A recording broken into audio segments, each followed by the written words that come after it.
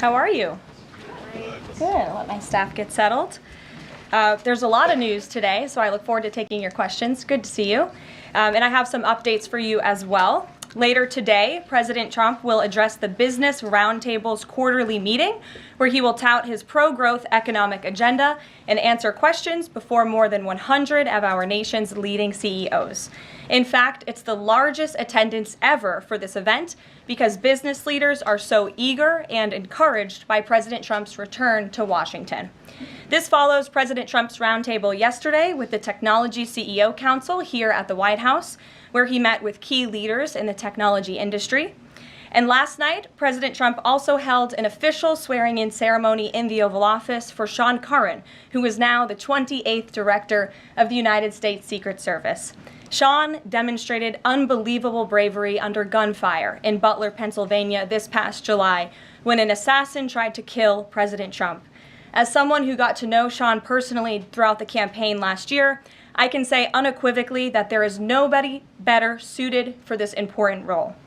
And following the confirmation of Labor Secretary Lori Chavez DeRomer last night, the Senate has now confirmed 21 of President Trump's well-qualified cabinet-level nominees, far outpacing the previous administration. And looking ahead, tomorrow, the president will welcome the Taoiseach Micheál Martin of Ireland for the annual White House Shamrock ceremony. And Thursday, President Trump will welcome the NATO Secretary General for a working meeting and lunch. On the economy, February's jobs report was good news for America, particularly our manufacturing sector. The manufacturing sector gained 10,000 new jobs in just 1 month under President Trump. This rebound was led by the automobile sector, where we saw 9,000 new auto jobs created already. That is the most auto jobs added to the economy in 15 months. This was a complete turnaround from the Biden administration, where we were losing an average of 9,000 manufacturing jobs per month last year. Reuters is out with a report that a number of companies are now looking at expanding their presence or bringing their businesses into America because of President Trump's policies. And just moments ago, before coming out here, I saw another report by Reuters revealing that Merck has opened a $1 billion facility at its North Carolina site.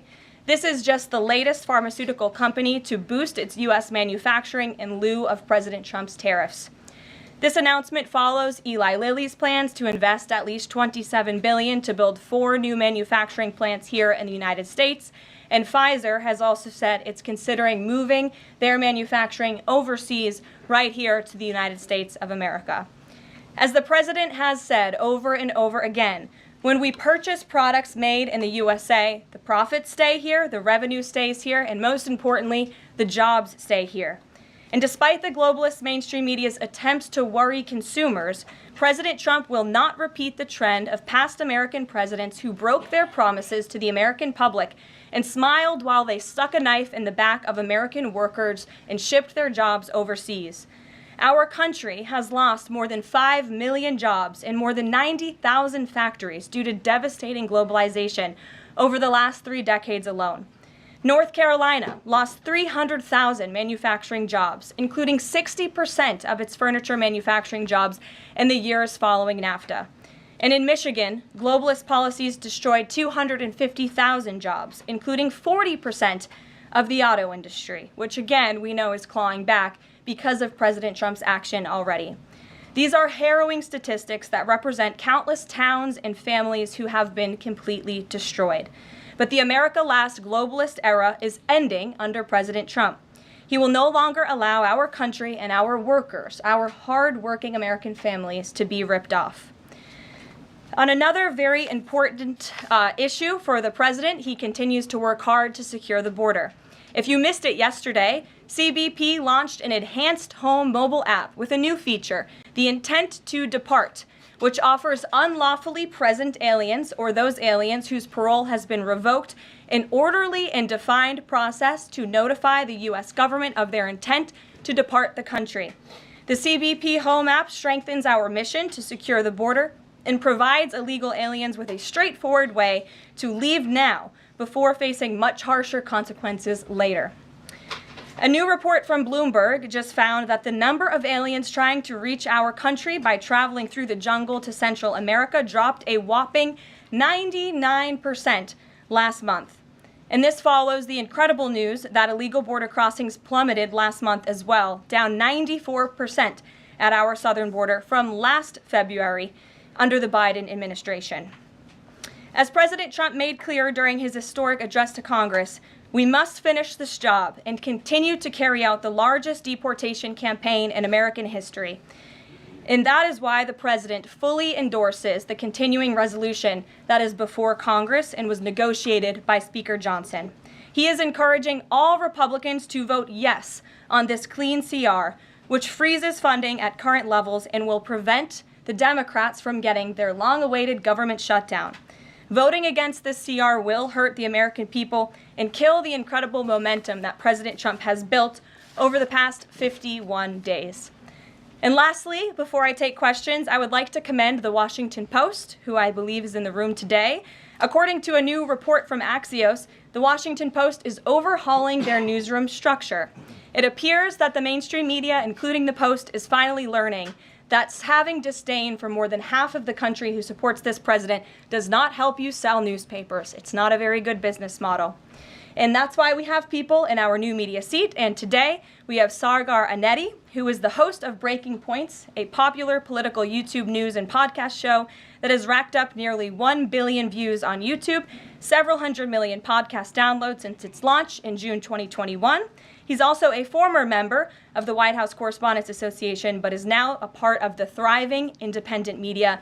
We're very happy to have you with us here today. Why don't you kick off our briefing? Thank you. Really appreciate you having me, Caroline. A couple of questions for you, if I may. First on the stock market. So currently it's the 25th anniversary today of the dot-com bubble crash. There's a lot of concern for a lot of Americans right now about the state of the economy. President Trump has refused to rule out a recession. Secretary Lutnick, however, has told us there will not be one. So can the White House just tell and assure Americans today that there's not going to be a recession? Well, there's a lot to unpack there. So let me start by saying that, first of all, when it comes to the stock market, the numbers that we see today, the numbers we saw yesterday, the numbers we'll see tomorrow are a snapshot of a moment in time.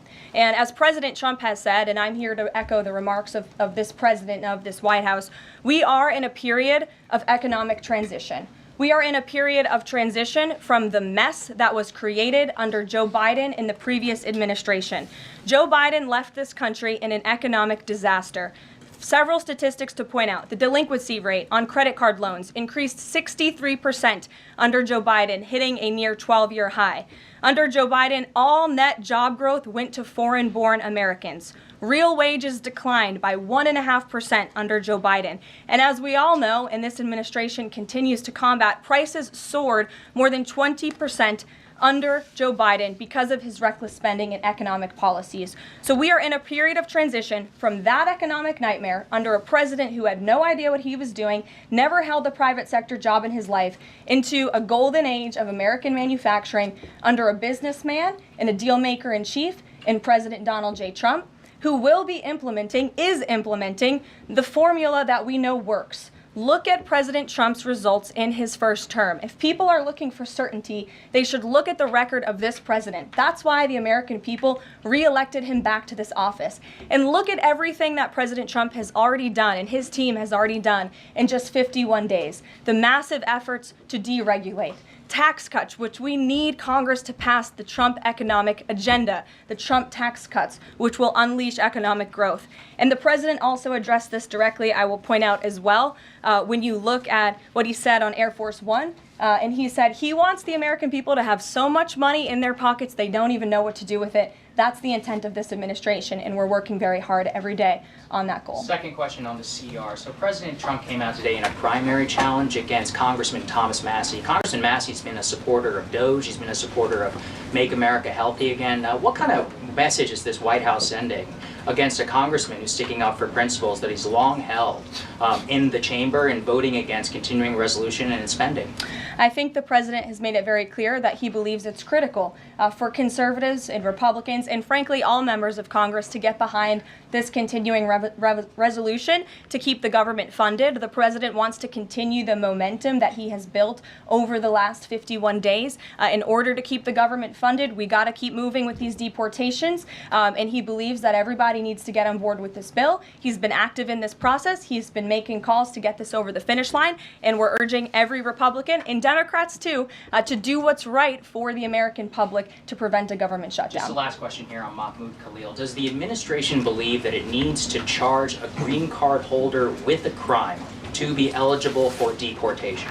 Well, in fact, Secretary Rubio reserves the right to revoke the visa of Mahmoud Khalil, and I'm glad you brought this up. Under the Immigration and Nationality Act, the Secretary of State has the right to revoke a green card or a visa for individuals who serve or are adversarial to the foreign policy and national security interests of the United States of America.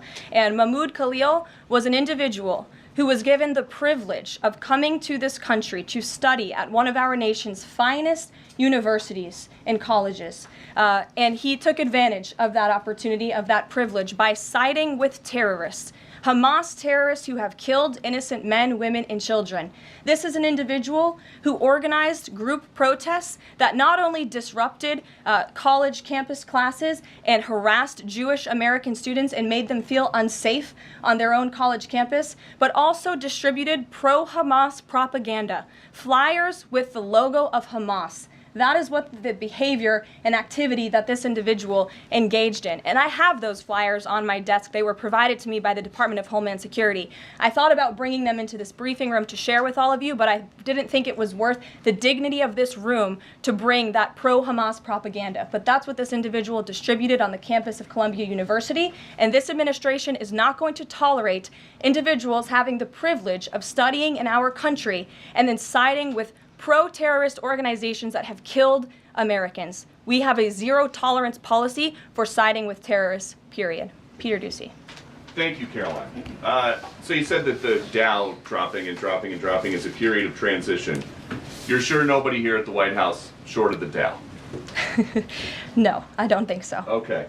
But is there any concern here that it's going to be harder to ask certain federal workers to retire if they look at their retirement accounts and they're getting robbed every day? Well, I'm glad you brought up workers, because that's exactly who President Trump is looking out for with his America First trade policy and his America First economic agenda.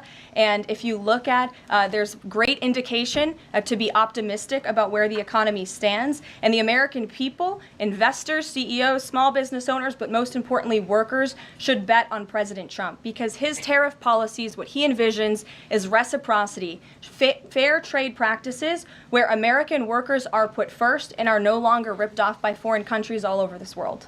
President Trump says he's going to buy a Tesla today. Did he buy it? And when is the last time he drove a car? That's a very good question. I have heard the president remark that he misses being able to drive, that luxury of driving his own vehicle, although the beast is nice, but he is going to be viewing a Tesla that is making its way to the White House complex now, I can confirm.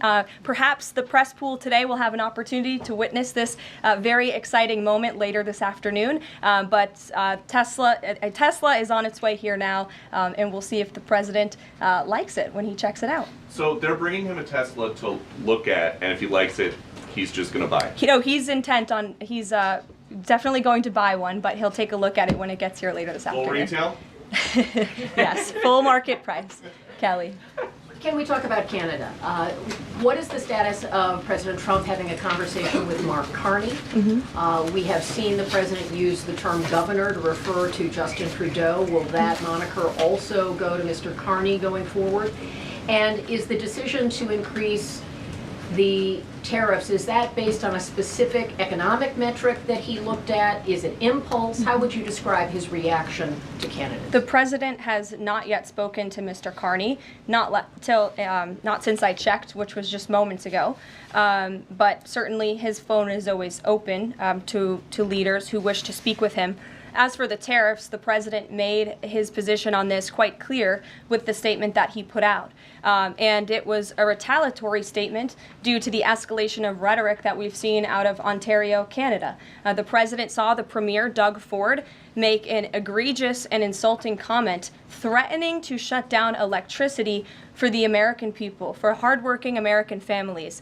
He made that threat. The president saw that and has an obligation and a responsibility to respond accordingly and represent the interests of the American people. So he has made the decision to add a 25% tariff.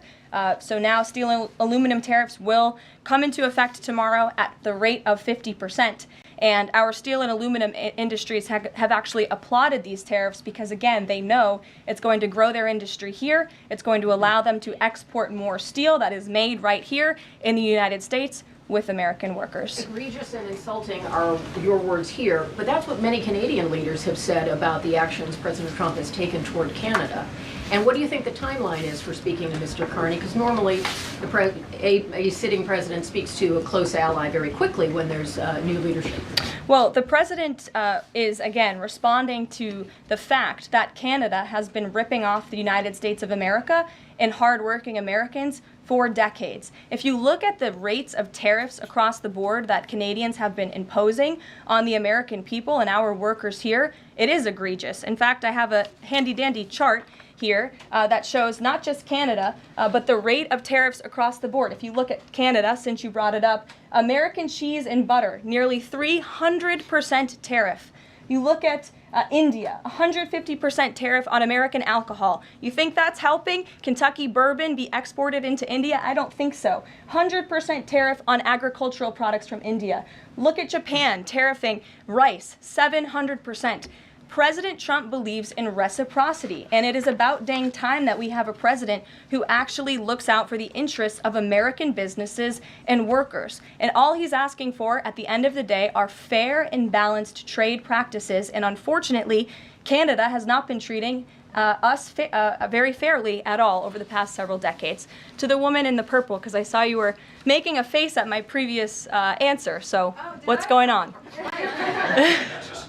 Actually, I have a couple of questions. At the core of pro-Palestinian protests on college campuses and elsewhere is a demand to end the war in Gaza, a goal that this administration actually supports and has pursued. So why has this not been acknowledged or highlighted even? Because these colleges and these protests have again put out Hamas propaganda. The flyers that have been distributed call for violence. The flyers that have been distributed have the logo of an organization that has held Americans hostage, that murdered innocent babies, that murdered men, women, and children. They are a designated foreign terrorist organization, and we are not going to tolerate non-citizens, foreigners who come here on a visa engaging in such behavior, siding with terrorists. And the Secretary of State reserves the authority to revoke the green card or the visa of an individual who serves as an actually, it says right here, reasonable grounds to believe that the alien's presence or activities in the United States would have potentially serious adverse foreign policy consequences to the United States. And I think siding with Hamas makes that quite clear. Secretary Rubio exercised that authority, and we fully believe that we are going to move forward with more arrests, as President Trump previewed in his statement yesterday. Ed. Yeah, thanks. Go ahead. So are there conversations between the administration and the Canadians going on over this tariff? Because the Ontario Premier says the next step is to cut off electricity to the U.S. And the president put out a statement after seeing those comments and said that it would be there would be grave consequences imposed on Canada if they think about shutting off electricity for the United States of America and our citizens. And the president is also determined to ensure that we are depending on American electricity, not the electricity production of foreign nations, including our allies in Canada. As for conversations, there is continued correspondence between the president's team, particularly Secretary Lutnick, and the Canadians as well. And in the market reaction, how do you sell to the American people then, after they're looking at what's happening in the markets this week, and say that the tariff policy long term is something good? Well, just think about what the tariff policy long-term will do for our country. I think many of us probably grew up in small towns. I know at least I did, and the main street in my small town looks a heck of a lot worse than it probably did decades ago before I was alive. At least my parents and grandparents tell me so. And I know many Americans feel that same way. What the president envisions for this country is for the United States of America to be a manufacturing superpower, where there are American factories and businesses owned by Americans, producing goods that we are exporting to the rest of the world. Those revenues will stay here. It will increase wages for people here in our great country. It will ensure our national security, and it will boost the morale of the American people to have thriving industries again. Think about Detroit, Michigan. Think about North Carolina, as I mentioned, that used to have a thriving furniture industry that no longer exists because of the globalist trade policies of previous and past administrations. And the American people gave the president a tremendous opportunity to restore American greatness and restore our manufacturing dominance, and he's intent on doing just that. John.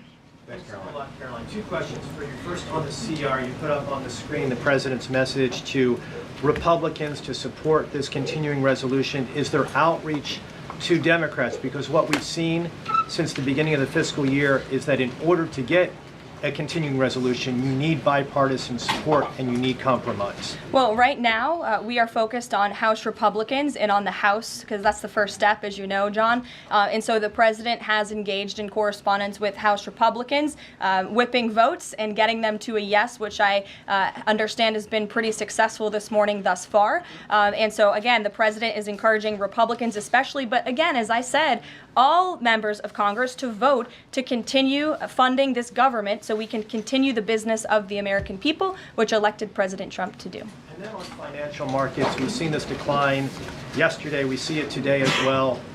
It seems that the read on the president's policies is one in which they do not have confidence in his trade tariffs policy. They do not have confidence in what the president said to Fox News over the weekend, that he didn't rule out the idea of a recession. What is your read in terms of the decline that we've seen over the last week and a half in financial markets? Well, I think there's actually a lot of reason to be confident, and many people do feel confident. Just look at the nearly $2 trillion in private investment that this president has secured. Look at the comments made by the CEO of Apple, one of the biggest companies in this world, who said that he is bullish on the future of American innovation under the leadership of President Trump. Look at CEO confidence. According to the Conference Board measure of CEO confidence, in Q1 2025, under the leadership of this president, it jumped to its highest level in 3 years, from cautious optimism to confident optimism. If you, again, look at the $2 trillion in investments from some of the biggest companies in the world, look at the jobs report last Friday, as I also cited in my opening remarks. Fox Business reported that Trump sees a manufacturing boom in first full jobs report of his second term. Look at the auto jobs that have already poured back into America. We added 9,000 new auto jobs. Those are sticky jobs. Those are good paying jobs. That's 9,000 American families who will now be able to live the American dream because of the policies of this administration. You also look at small business optimism. The NFIB put out a report this morning. Small business optimism continues to be far higher than it ever was under the previous administration. There's a lot of reason to be optimistic. And again, the American people, CEOs and people on Wall Street and on Main Street should bet on this president. He is a deal maker, he is a businessman, and he's doing what's right for our country. He wants to restore wealth to the United States of America. Michael, good to see you. Hey, Caroline, thank you. Two questions, if I may. Will the administration be providing any relief to states affected by the Ontario power tariff? Well, the president has made it very clear that Canada would be very wise not to shut off electricity for the American people, and we hope that that does not happen. As for what would happen if that does take place, I'll leave it to the president to make those decisions. Does President Trump share the Justice Department's concern over rising egg prices and possible collusion of big egg? Well, we definitely We definitely do share the concerns of the American people when it comes to the price of eggs. However, good news, the average cost of a dozen eggs is actually down since Secretary Rollins and President Trump announced their plan. It's down $1.85. So that's good news on the cost of eggs. And as we know, under the Biden administration, egg prices went up 22%. This is another example of an economic mess that President Trump inherited, and the Secretary of Agriculture and the President are focused on fixing it. Secretary Rollins put out a 4-point plan rather, to address this crisis, and she has been honest and realistic with the American people, as this administration always is. It will take about 3 to 6 months to get the egg supply back to where it should be, but she's focused, and this administration is focused on doing that every day. Karen. Thanks, Caroline. Just back on the markets, you said that what we're seeing this week right now on Wall Street is a snapshot of a moment in time. But does the president think he bears any responsibility for the turmoil in the stock market this week? Look, the president is unwavering in his commitment to restore American manufacturing and global dominance, and I think he doubled down on that this morning with his new statement and the tariffs that will be implemented tomorrow on steel and aluminum. And he has said recently he's not looking at the market. He said you can't really watch the stock market, but all of the gains since Election Day have been erased in the S&P 500. At what point, how far do stocks have to fall before the president considers it a factor and changes course? Again, as I just said, the president will look out for Wall Street and for Main Street, just like he did in his first term, and people on Wall Street and Main Street should bet on this president. He's doing what's right for this country. Nick, good to see you. Good to see you too. Thank you, Caroline. So, is the president prepared, like what we saw with Congressman Massey, to pressure other Republican lawmakers into supporting this continuing resolution? Well, he is very much, as I said, engaged in this process. He's been making calls to lawmakers on Capitol Hill, and I think his statements against Congressman Massey speak for themselves, and I will let the president put out any additional statements if he chooses to, but he fully expects all House Republicans to vote for this continuing resolution. And just to follow up, can we start to anticipate seeing more of the president weighing in on upcoming 2026 races like we saw this morning? I'm not sure about that. I'm not even sure if I'm allowed to speak about that from this podium. I would check in with our outside political team for guidance on future races and the president's involvement. Elena. Thank you. I wanted to ask about some comments Elon Musk made yesterday. He said that there is $500 to $700 billion in waste and fraud and entitlement spending. He called it, quote, the big one to eliminate. Earlier this month, he also referred to Social Security as a Ponzi scheme. Should Americans expect changes, big changes, to Social Security and Medicare? President Trump has been unequivocally clear on this. He is going to protect Social Security and Medicare benefits and Medicaid for hardworking Americans who paid into these entitlement programs and deserve those hard-earned benefits. And unfortunately, the mainstream media has taken Mr. Musk out of context. I saw a Bloomberg headline that our team actually worked on getting updated and fixed because it was so wrong, and it took Mr. Musk out of context. What he was specifically referring to cutting was the waste and the fraud and abuse that does exist in these programs. According to an IG report from the Social Security Administration, there's more than $70 billion of fraud in the Social Security program alone that we know of. And so the president will continue to protect these programs for hard-working Americans, and actually cutting the waste, fraud, and abuse out of these programs will protect it for hardworking Americans. Okay, respectfully, he said around $500 to $700 billion. There was no evidence to claim that, and also if that is the case, that would represent more than a third of what Social Security paid out last year, maybe 20% of Social Security and Medicare. Again, if you read his full quote, he said, "We think," so it's an estimate based on what he's seen. He's not saying definitively, he's saying that's what DOJ suspects and thinks. And that's exactly why DOJ was created, to ensure that we are investigating the fraudulent spending, the wasteful abuse across our federal government. And I would remind everybody in this room that 77% of the American people support this effort by Elon Musk and DOJ to identify such waste, fraud, and abuse. Caroline. Go ahead. Thanks, Caroline. You're welcome. If we could just step back for a second. When President Trump last addressed the BRT when he was on the campaign trail, his big push was on tax cuts.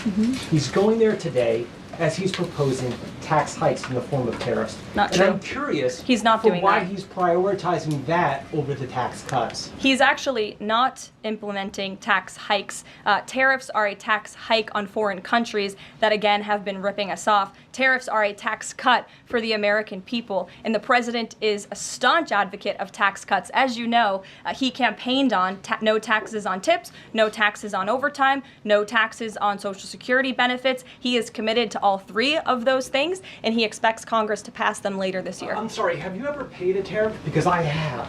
That's They it. don't get charged on foreign companies, they get charged on the importers. And ultimately, when we have fair and balanced trade, which the American people have not seen in decades, as I said at the beginning, revenues will stay here, wages will go up, and our country will be made wealthy again. And I think it's insulting that you are trying to test my knowledge of economics and the decisions that this president has made. I'm now regret giving a question to the Associated Press. Mary, go ahead.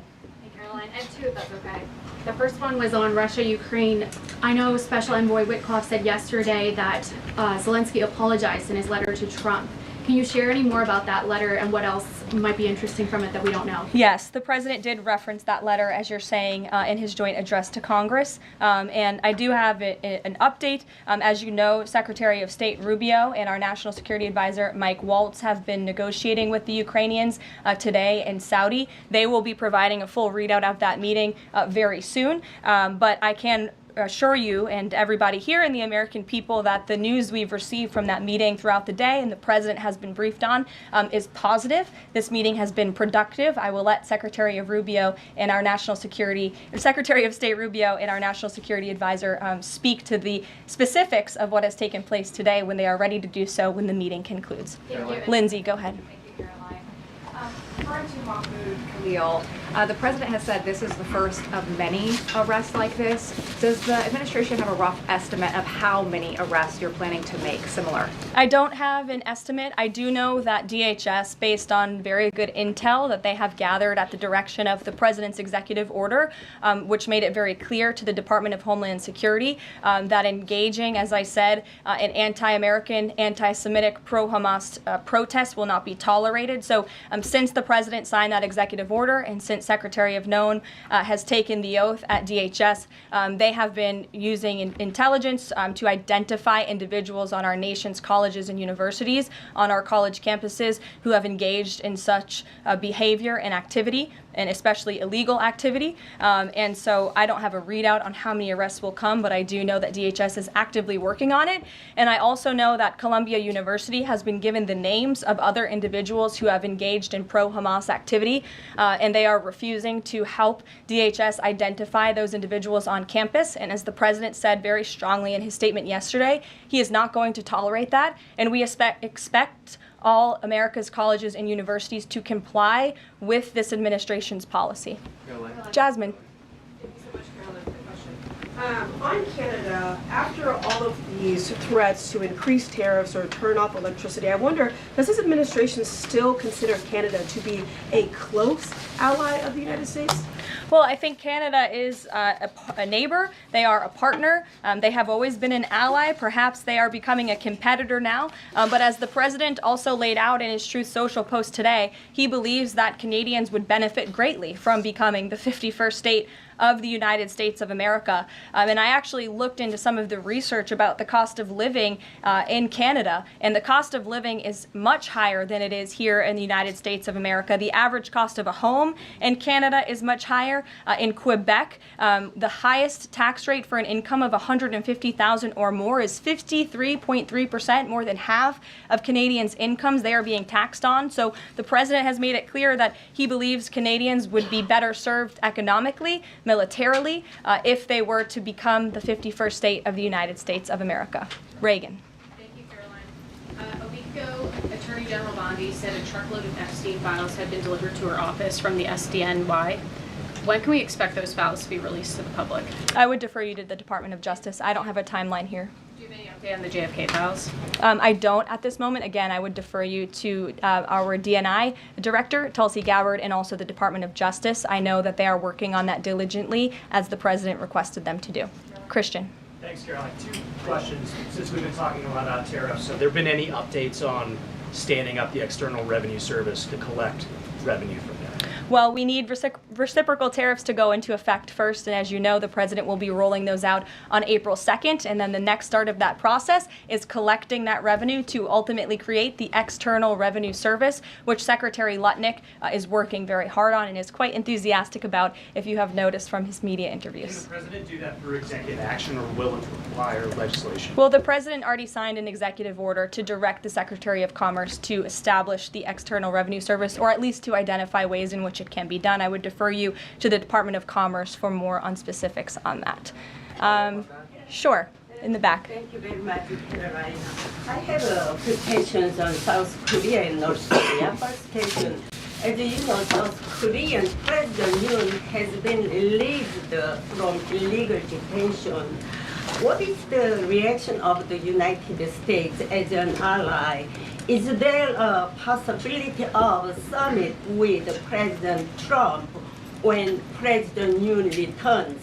Second question on North Korea. North Korea launched the several ballistic missiles into the West Coast yesterday. What is the White House's reaction on this? Sure. Yes, I'll start with your question on North Korea. We condemn these actions and we call on North Korea to stop their unlawful and destabilizing actions. As for South Korea, the U.S. and Republic of Korea's alliance is ironclad, and the Trump administration remains in close contact with our South Korean counterparts as we work together to promote a free and open Indo-Pacific. Sure. First question you didn't answer that release of South Korean president from jail. I don't have anything on that, but I can certainly check in with the National Security Council and get back to you. Sure, good to see you. Press Secretary, many are concerned about the validity of President Biden's official actions and also his pardons of the possible criminal actions of individuals such as his family members and Liz Cheney, as information is emerging that many of his official actions were auto-signed, possibly even the pardons, and without his knowledge or consent. Does the White House have any information available currently that Biden was actually the one that approved and signed those pardons? And second question, will the DOJ investigate whether President Biden's cognitive decline allowed unelected staff to push through radical policy and pardons without his knowing approval? I don't know the answer to that question, but I can check in with our folks here who may know the answer to that question and get back to you. Dasha, go ahead. Caroline, you did a great job articulating the vision that President Trump has for what his tariffs, he believes his tariffs can do in terms of bringing jobs back to the United States. I asked you last week about how much Americans might need to buckle up for some short-term pain, a conversation that with the President and Treasury Secretary Scott Bessent have had with the people. I'm wondering, how high is the pain threshold for President Trump and for this White House as you watch some of the turbulence in the stock markets, as you field concerns from businesses and potentially see some of those approval ratings drop in the short term? How much is he willing to stomach that, and will he stay committed to his vision for tariffs even as all of this comes up? Well, the president has been working hard every single day to alleviate the pain that was inflicted by the previous administration through massive deregulation, through drill baby drill, as we like to call it, unleashing the might of our energy industry, which we know will ultimately drive down costs for consumers here at home. And again, as I mentioned, the president is intent on signing tax cuts for the American people to put more money back into their pockets, which will ultimately unlock consumer confidence. And again, I'll reiterate the president's words in layman's terms as he does best. The president wants the American people to have so much more money in their pockets, they don't know what to do with it. That's the goal of this administration through tariffs, through tax cuts, through deregulation, and through unleashing the potential of our energy industry. I have two more quick notes before I wrap up. April 28th, I can confirm that the Philadelphia Eagles will be here at the White House to celebrate their Super Bowl victory. I know there was a lot of fake news about an invitation that wasn't sent or was sent. We want to correct the record. We sent an invitation. They enthusiastically accepted, and you will see them here on April 28th. And lastly, on a sad note, I would like to express our condolences to Fox News and to the entire Fox family who did lose a cameraman, Craig Savage, who passed away at 61 years old told recently, a very tragic death, an individual who was a great man and covered this building for many, many years. So the entire press office, the communications office here wants to express our condolences with his family and also with Fox News. And I'll see you guys later. Perhaps you'll see the president in a Tesla later this afternoon. Have a good one. Thanks.